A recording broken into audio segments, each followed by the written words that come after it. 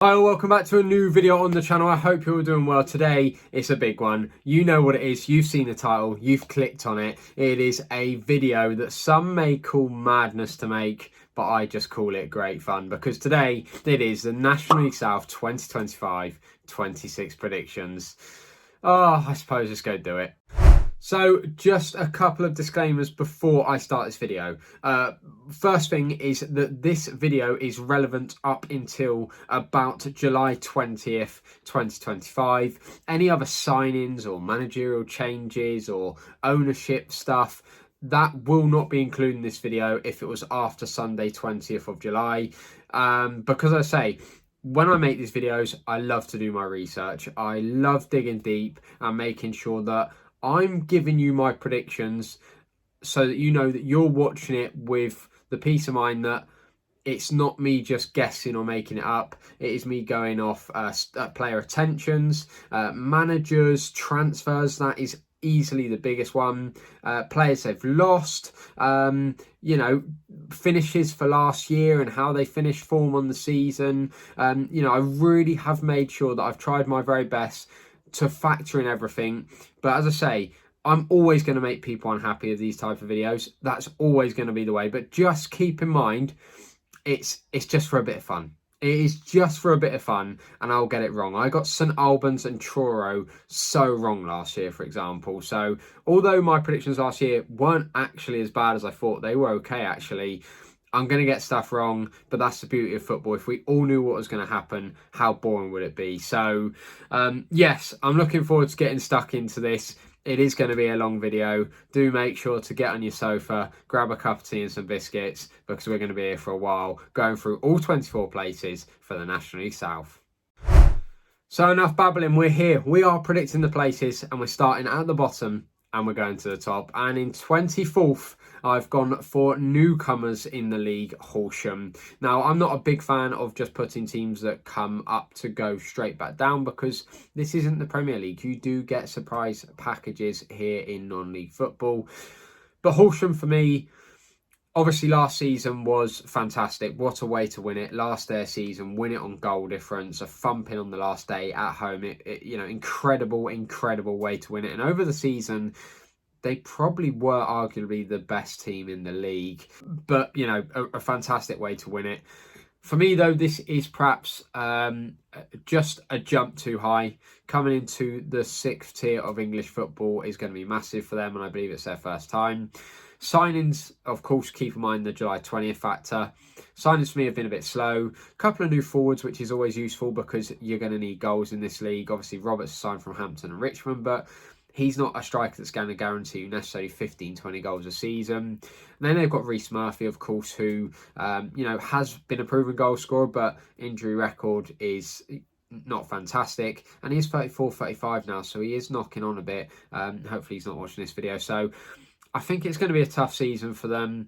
And I think, I must be honest, they were quite comfortably my pick for 24th, if being honest. In 23rd, now the fans for this team are going to hate me because I put them to get relegated last year as well, but they didn't get relegated. They ended up surviving by a whole 3 points, a whole win off getting relegated, and that win in the National League South doesn't always come easy. But I have gone for Enfield Town in 23rd place. The reason is, of course, last season was a fantastic end to the season. The back end of the season was fantastic because earlier on in the season, you thought for the world they'd probably be going down. And I thought my prediction would be right. Had a great end to the season. Survived by 3 points. I got a chance to watch them, and they actually weren't too bad. They played some good football against Salisbury when I watched them. But for me personally, obviously there's been a couple of outgoings. And not only that, they have signed a few players that I think have been very much fringe players from the clubs, for the clubs they've just come from. So you've got obviously Reynolds, you've got Tommy Wood, Rui Donaldson, Avon Jones.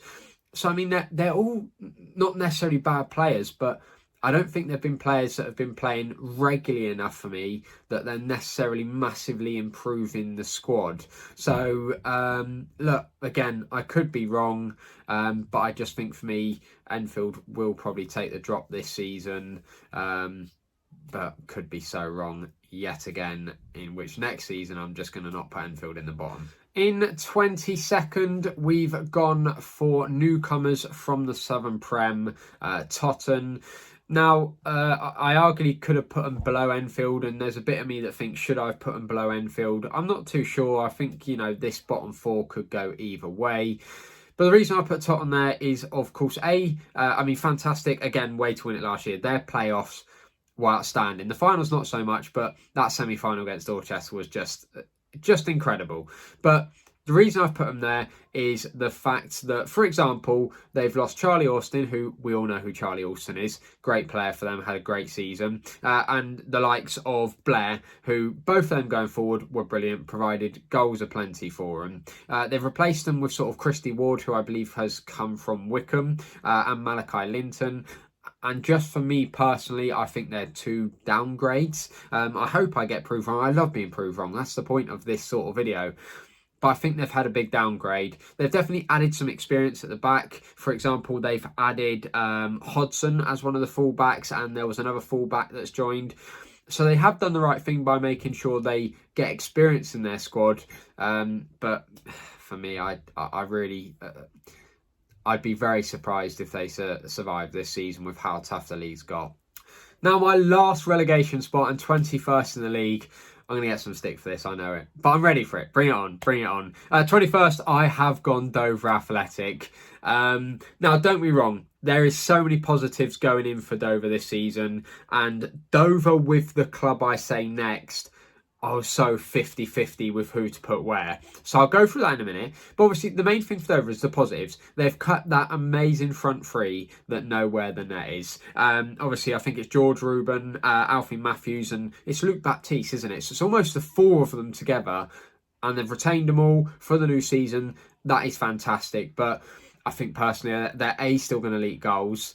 B, obviously, this isn't the Isthmian League. And C, their ending to the Isthmian League campaign last year was dreadful, and that's considering, of course, they had those four players in the league below. So obviously they have signed Sheriff from Billericay, who was actually really good in his time at Eastbourne. I was always surprised when he dropped back down a league. But defensively, they've signed the likes of Harry Beeder, who was at AV last year, who got relegated comfortably. Lacombo, who's come from Sittingbourne, which again is leagues below. Now, obviously, players from leagues below, they can work out. You cannot become a really good player if you don't jump through the leagues. It's just how it works. But for me personally, I can't see the squad being strong enough to finish much higher than that sort of bottom six. Again, could be proved wrong, but for me, Dover are the last of the relegated sides, and I hate putting just newly promoted teams to go straight back down. And I promise you, I've done my research, and I don't do that every year. For example, I did Hornchurch and Chesham to survive and comfortably, and they did. But I just think the three that have come up this year, it's a tiny bit like the Premier League Championship to the Premier League. I think that sort of gap this year has become quite big, with the likes of Dagenham and Eastbourne coming down and Chelmsford going full time. So, yeah, sorry, Dover, 21st for me. 20th. Yes, this is a team where I think these could easily be swapped over with Dover. It's Tonbridge Angels I've gone for in 20th. And the reason for Tonbridge is purely because they've lost so many key players. They had such a poor end to the 24-25 season, like really, really poor. And I don't think signings are necessarily proven talents in the National League South. So if we quickly go through them, the big departures, obviously Liam Vincent, who was a regular, really good player for them. Obviously Jamie Fielding and Ronnie Nelson, who was an absolute rock at the back, and I know how good of a player he is. I've watched him a few times, and obviously he's left to go to Ebbsfleet. Signings, I mean, they've had a couple that have been playing National League South football, Penny Williams and obviously Higgs from Maidstone, I believe. But apart from that, they've gone for two forwards in Eddie Simon and Babajide, who are definitely not proven in this league. And, they're going to be massively praying one of them comes off. They've got Warren in midfield, who's obviously very highly rated in his time at Lewes. But I think this season could go either way for them. I think they can end up finishing a lot higher than this, or they could end up finishing way, way lower. So yeah, 20th I think is a safe bet. Do them just to survive and see what happens. Next up in 19th place, I've gone for Hampton and Richmond. Last year I put Hampton to get relegated. They did not get relegated. They did survive and survived by 6 points. So I would say that's pretty comfortable in the grand scheme of things. But for me, 18th and not higher. I think obviously a few Hampton fans will be disappointed with my prediction, and I can understand, but I think the summer's almost been too crazy for them. There's been so many big departures. There has been some great signings. For example, the most notable one for me personally is Craig Fassamade, who I think has got a breakthrough season in him, and I hope that happens for him this year. As well as that, they signed David Rodari, which was fantastic because I watched him in his sort of year loan spell at Dartford. Ince, Sam Deadfield, who returns to the club. He's a bit of a club legend there. So, I mean, there has been some good signs, but the change is so big. They've lost Roberts, they've lost Reven, they've lost Jake Gray, which is huge. You cannot replace at Hampton and Richmond a player like Jake Gray. You just can't. You just can't. And I think it's almost going to have to be a bit of a... You're really trying to get that many new players to gel so quickly, and a lot of their players have come from sort of academy, lower leagues. So I do still expect it to be a tough tough season for Hampton. But is survival good? I'm not sure. Hampton fans, you have to tell me. In 18th place, and unfortunately a bit of a drop-off from last year, I've gone for Slough Town. Under Scott Davies, they had a 16th place finish last year, but Slough almost, and I may be talking rubbish, a bit like a Brentford side, they find gems and then they get moved on very quickly, because Slough, obviously, not being rude, they are certainly not one of the bigger clubs in the National League South. Fantastic that they just do so well every year, but this year is going to be incredibly tough. The two massive losses, and I've wrote down the stats here as well just to make sure I had them. Obviously, Spazov has moved on, and he had 20 goal contributions in total last season with 15 of those goals. They've obviously lost David O'Bonnor as well, who had 10 goal contributions. They've lost Bayliss. They've lost Marty. They've just lost so many key players, and they've almost got to go and rebuild again. They've signed a new keeper in Dubois. They've signed attacker and defenders. I mean, the Greenidge brothers are perfect examples. One defender and one attacker. But our outgoings have been way better, in my opinion, than the current incomings. So, yeah, sorry, Slough Town fans, but a much lower 18th place finish from me this season. In 17th, and unfortunately, yet again, another bit of a drop-off for another team, I've gone for Chippenham Town. Now, although I do think some of their signings have been a really good blend of youth and experience, the likes of Ezio Toro, who's just come off a fantastic season with Paul Town, but obviously that's in the Southern Prem. The likes of Olaf Kozello, who's just come off, again, another fantastic season with Dorchester in the Southern Prem. So I think they've got a fantastic couple of youngsters that are going to have to try find their way in a much improved league very, very quickly. But I do think the likes of Reece Fleet signing from Oxford will just add that fantastic bit of calmness to the squad that can help gel the younger players. So although I don't think this will be their year, it's almost a great building year, perhaps, if they can keep hold of these players going into next season and improve the squad. McClure and Spokes have obviously left the club, so they're two big losses. But again, a bit like Tonbridge and Hampton, one of those teams where they could definitely finish a bit higher or definitely finish a bit lower, but 17th for me. In 16th place, we have a club I do love visiting, and a club that used to be battling in around the playoffs very, very constantly not too long ago. But it is Bath City, who last year finished 15th in the league. They have made some very, very strong signing. Will Jenkins-Davies from Torquay, of course, who had a couple of very good seasons there and has got some great experience in the National League South. Ash, of course, who will be a very popular figure. Mitch Beardmore from Exeter, who spent a bit of time there last year, who Bath City fans really started to like. So there has been some very good signings, as well as retaining some really good players, the likes of Ewan Clark, Scott Wilson, the Bagsman, he loves a goal. Although, of course, you know, maybe starting to fizz off a bit. Greenslade, you know, They've made some good signings, although not too many, which I don't always think is a bad thing. If you've got good players in your squad already, improve them and keep them, consistent. But yeah, they look in pretty good shape. But do they look better than the rest of the teams I'm about to mention for the video? Not necessarily.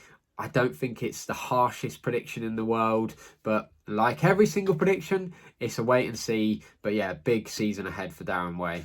Next up will be my harshest prediction, I think, of the video, possibly. 15th, I've gone for last season's 8th place finishers, Weston-super-Mare. So 8th to 15, I know it's incredibly harsh. And I've got to try and explain my way out of this one. But teams are spending big money. More teams have become full-time.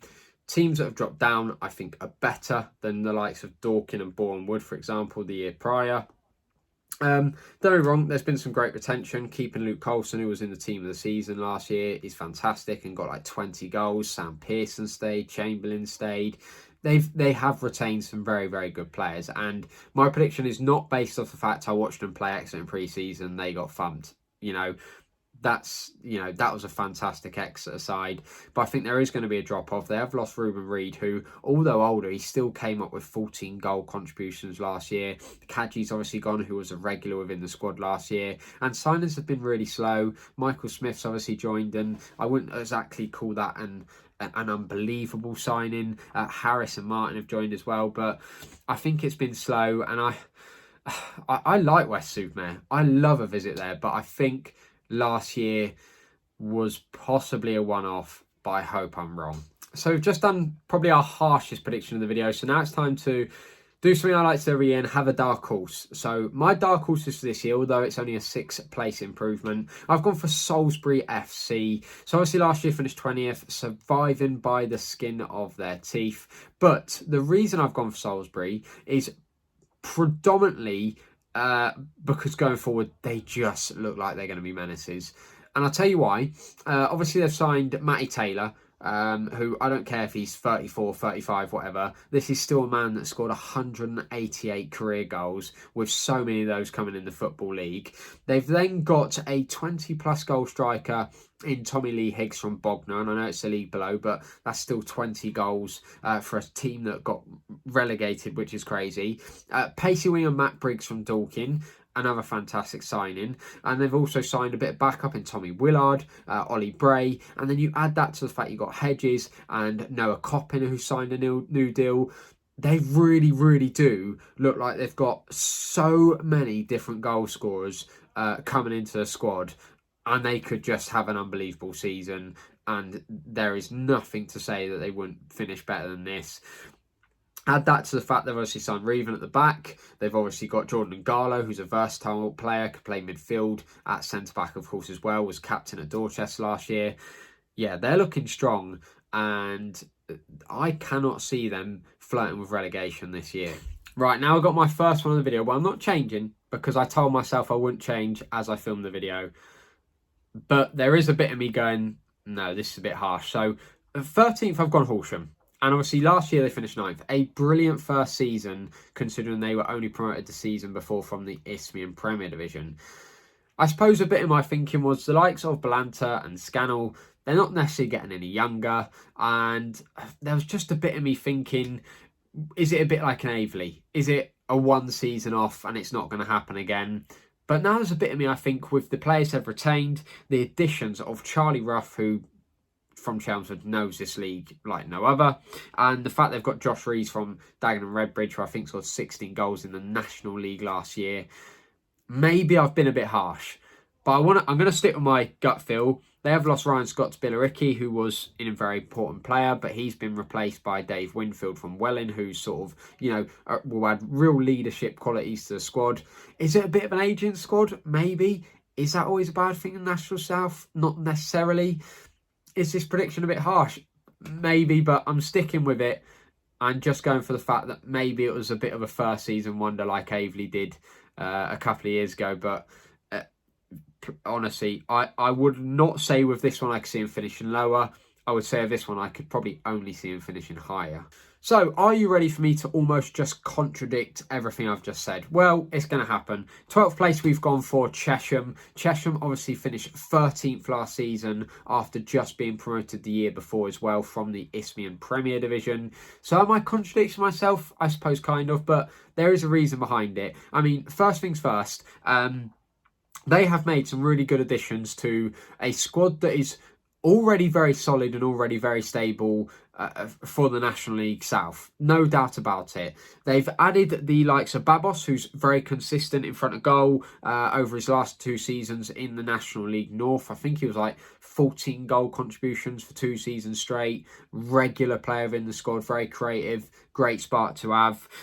2 solid centre-backs in Dan Bayliss and Alfie Young, so hopefully should keep the ball out of the net a bit more. 2, you know, just very, very solid signings. Plus additions of just what I would call very solid National League South players. You know, Rasulo from St Albans, Matt McClory mentioned earlier from Chippenham, Williams. I mean, they've just made some really solid acquisitions, adding that to an already very good squad with players I really like Nathan Minas and Mitchell Weiss. I just think it could be, again, a very good season. I think this year they may just sneak into that top half. In 11th place and also going for 1 place higher finish than they did last year. I've gone for Hemel and Hempstead. So, yeah, 12th place finish last year, which was way better than their season before where they were flirting with relegation. A massive, massive improvement last season. They actually started last season on an absolute high. They were just unbelievable and really fell off the bandwagon as the season went on. So if we go through the motions very quickly, because I always think it's a good way to do it, because Hemel have made a plethora of signings, and it's almost, you've got to be careful with Hampton have done the same and I've put them so low.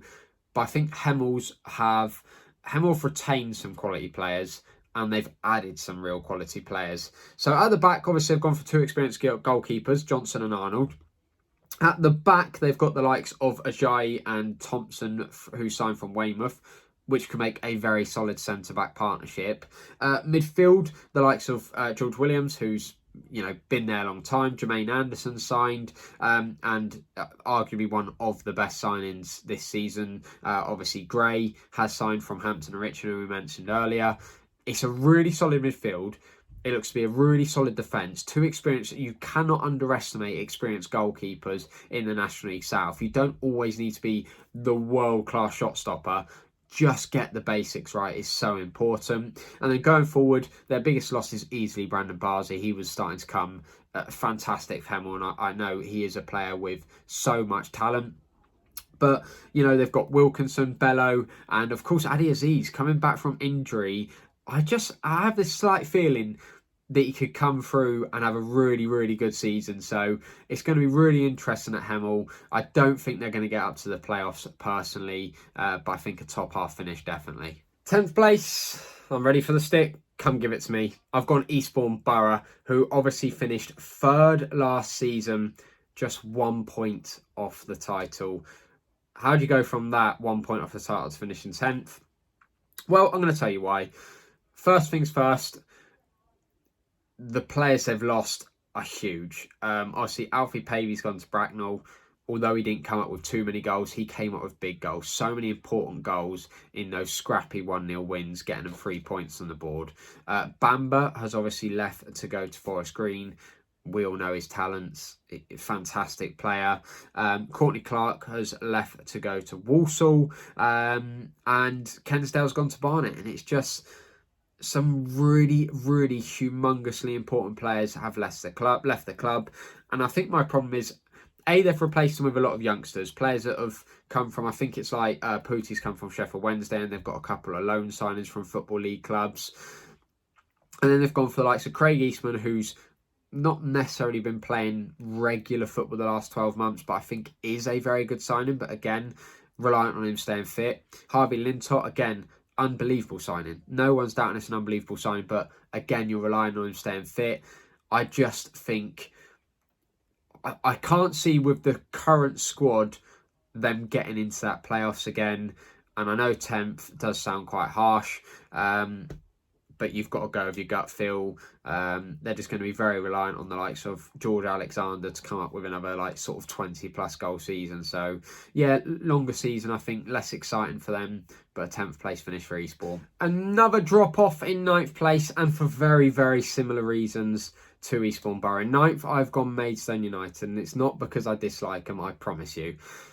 It is because, of course, well, last season they crept into the playoffs, 7th place finish, and managed to get themselves all the way to that playoff final where they lost to, of course, the winners, Boreham Wood. The problem for me is, again, like Eastbourne we've just mentioned, I'll go in the same format because I think it's the best way to do it. They've obviously lost Blair, irreplaceable. What a season he had. It was just unbelievable. They've also lost Charlie Seaman, Andre Jr. and Ben Brooks. It almost is like a mirror of Eastbourne. 4 hugely influential players, and they've gone for a bit of a replacing them through the youngsters route again, sort of Jepti Tanga, Leo Hamblin, Carvalho. I mean, they're all going to have a point to prove.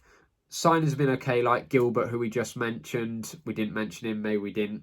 But I think the point I'm trying to get at is they still have every chance of having a playoff push because they've got some quality players like Sam Corn, like the signing of John Gilbert. Some of these players and youngsters will come good. They have retained a few players. George Elokobi is a good manager, but for me personally, yeah, I can't see Maidstone. I just can't see him making the playoffs this year. So 9th. So in 8th place, and just missing out on those playoffs, I've gone for Farnborough.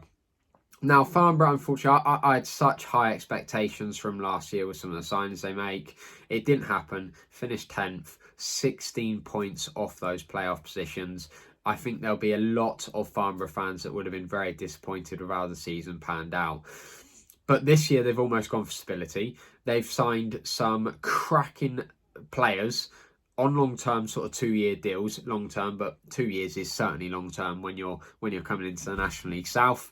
Lachlan Bird, who had a young centre-back, looks fantastic, had a breakthrough season a couple of years ago. Then they've got, obviously, Ben Greenwood from Weymouth. That looks a half-decent signing, a replacement for Reggie Young, I'm sure of it. And then they've obviously got Billy Clifford, very good signing, very experienced, and Dominic Polon, who everyone knows him in the National League South. He's a beast. He's scored so many goals in this league. I don't even need to write it down. If you know him, you know him. An absolutely unbelievable signing, still fairly young. That guy is going to score some serious goals this season. I have no doubt about it. So, obviously, couple of outgoings. Reggie Young, Richard Chin, of course, has gone to, I think, like Rafe Rovers, which was a bit rogue, but love to see it. Good luck to him. But yeah, really solid squad. Looks steady, but just going to miss out on the playoffs for me. In 7th place, our first of the playoffs. We're here. We've made it to the playoffs. I've been talking so long, my throat's starting to hurt. We have gone for Dorking Wanderers. Now, Dorking Wanderers for me are a bit similar to Salisbury because going forward, they look like they're going to be mean in business. So, of course, veteran Jason Pryor is looking like he's going to stay at the club. They've kept Rutherford, who obviously got 20 goals last season, so another cracking player to keep. Obviously, Mewett stayed as well. Obviously, Dorking fans won't want to hear too much about after that red card against Boreham Wood in one of the craziest playoff games you've ever seen. Because, of course, Dorking, didn't mention that, finished 6th last year, lost in that crazy playoff game. But they've kept those 3, added Den and Lewis. They're going to mean business going forward. They just will. They're going to be able to score goals. But in midfield, they have added Frank Vincent, really good signing. Defence, they've added Ansley, which is another fantastic signing. A Gibraltar international, of course, who's been playing National League football. So some really solid signings. So even though the league's got harder, I'm still expecting them to make playoffs, but do I think they're going to get near the top 2 or 3 spots? Not for me personally, but there's been no notable departures. I have no concerns that they should be making the playoffs next year. In 6th place, I've gone for Worthing. Worthing were obviously the exact same as Eastbourne last year. They missed out on the title by just the 1 point, finishing on 88 points. A really, really solid season for them. But Worthing fans, I don't know how they feel, but I've seen a lot of predictions online suggesting that Worthing won't even make the playoffs, and I can understand that, losing the likes of Mohamedou Fowl, losing the likes of Danny Cashman to Crawley.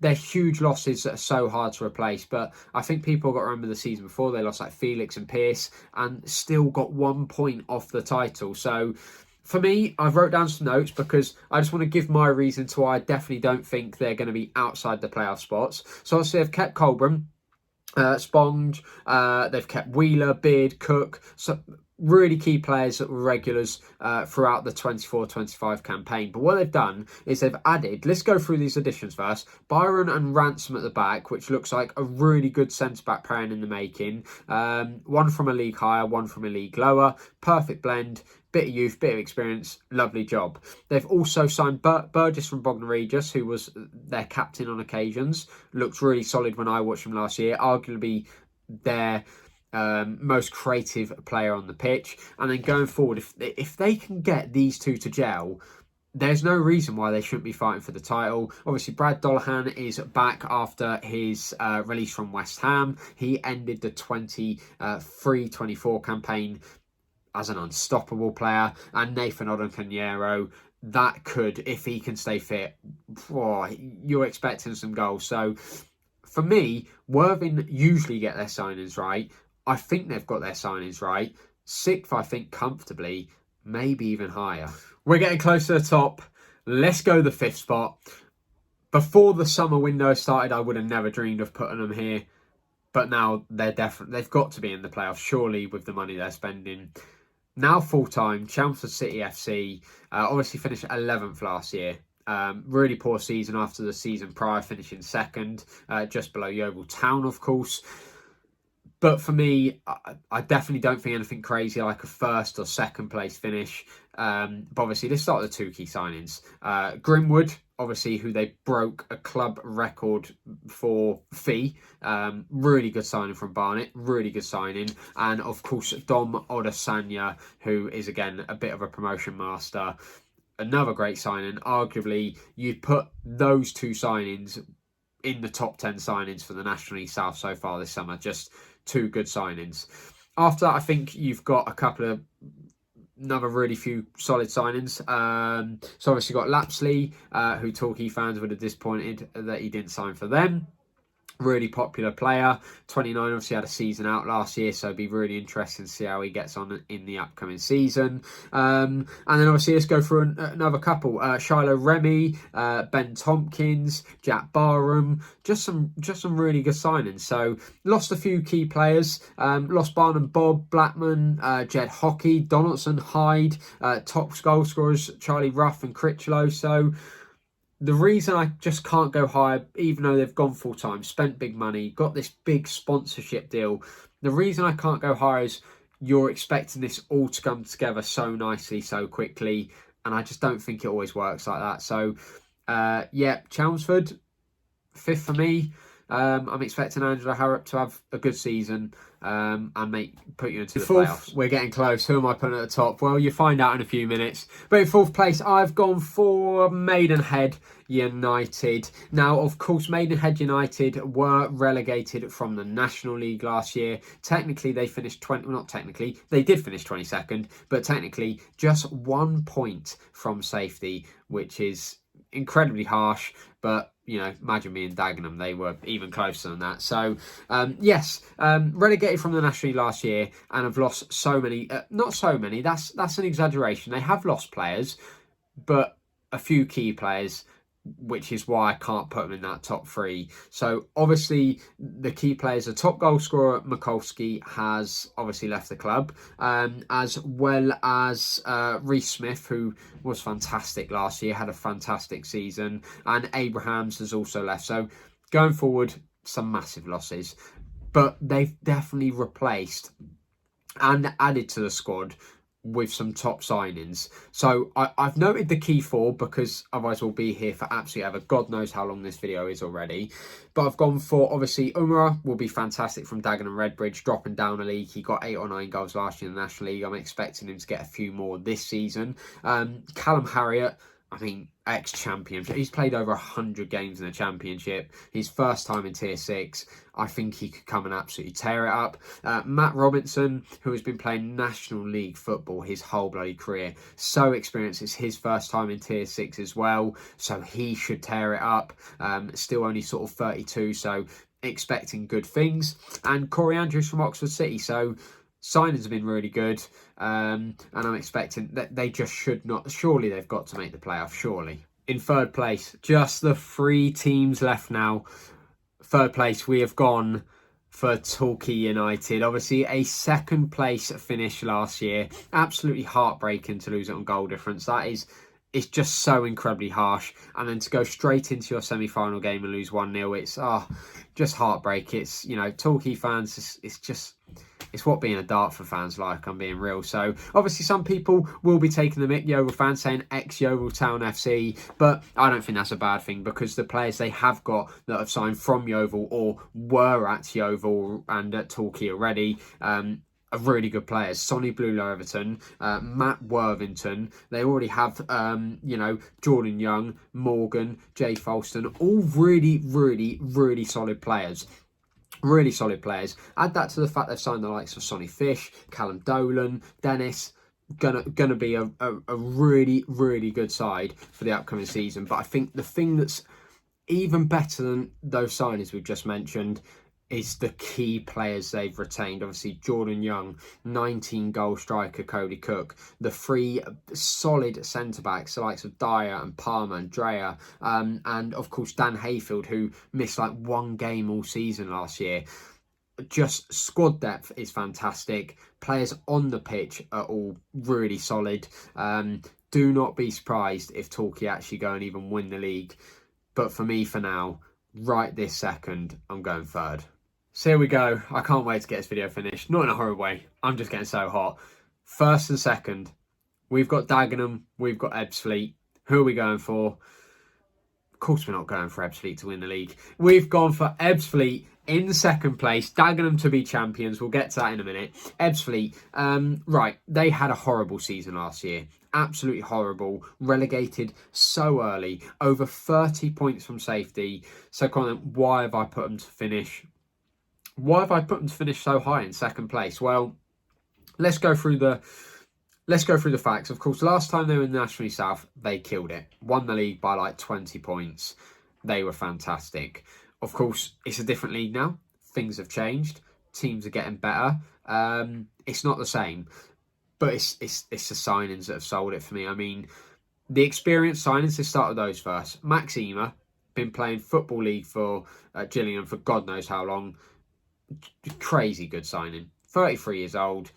What experience to have in the dressing room. Unreal signing. No doubt about it. Then they've also got Ben Coker and Kwesi Appiah, who of course 24 goals in 35 games last year for Bournemouth in this league.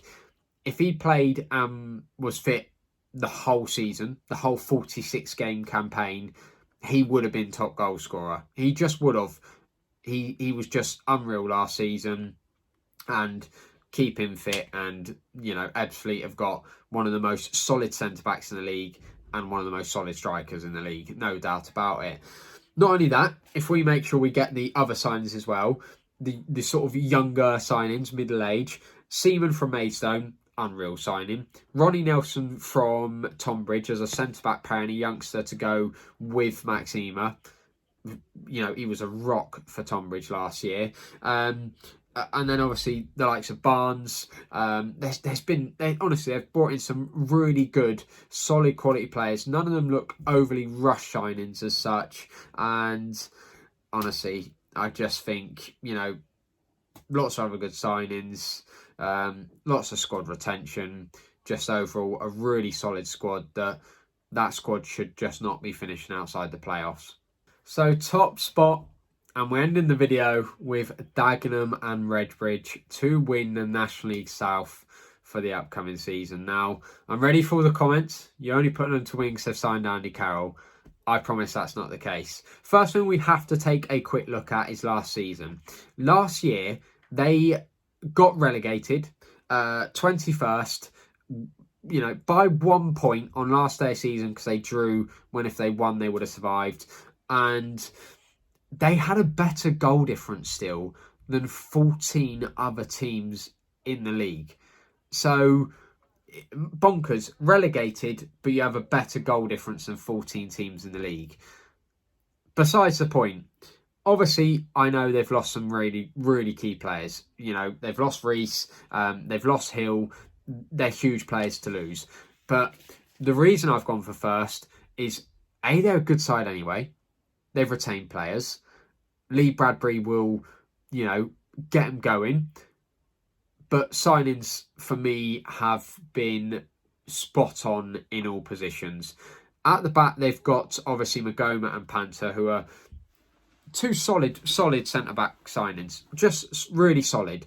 Then on the full-back, you've signed Reggie Young from Farnborough, who the last 2 years, he's been fantastic. He knows how to contribute up top as well. He's been a regular for Farnborough, consistent for 2 seasons straight now. And then from Farnborough as well, they've also got Joe Hay, who in his first full season at Farnborough scored 10 goals, 5 assists, only 22 years old. Really solid signing. But without a doubt, we can get onto it now. Why not? We're ending the video on a high.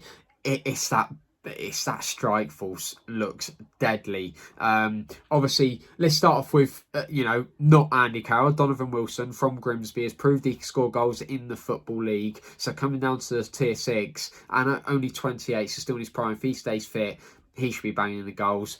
And of course, Andy Carroll.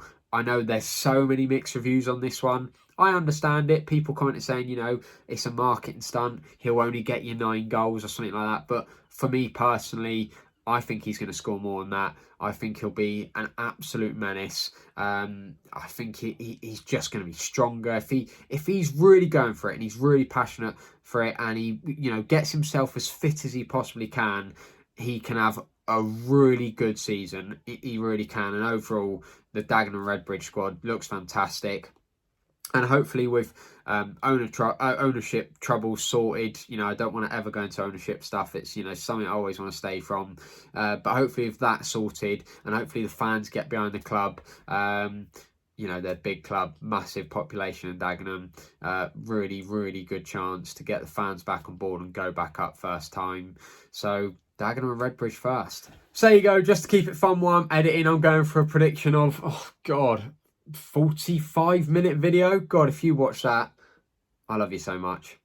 I love you so much. But there you go. National South predictions done. I'm tired. Long day at work. Playing with my son and now sitting here and filming this. It's been great fun. I love doing it. Editing it will be a slog, but when it's up, I cannot wait to see what everyone thinks of my predictions. Please do not feel free. Don't feel scared. If you've never commented on the channel before, get involved in the comment section below. And let's see your predictions. Let's see them. Bring them on. Mine may be bad. Bring yours on. Hope you'd enjoy. As always, there's been a hell of a lot of effort gone into this video. So please do make sure to like, subscribe, all that good stuff. And until the next one, bye for now.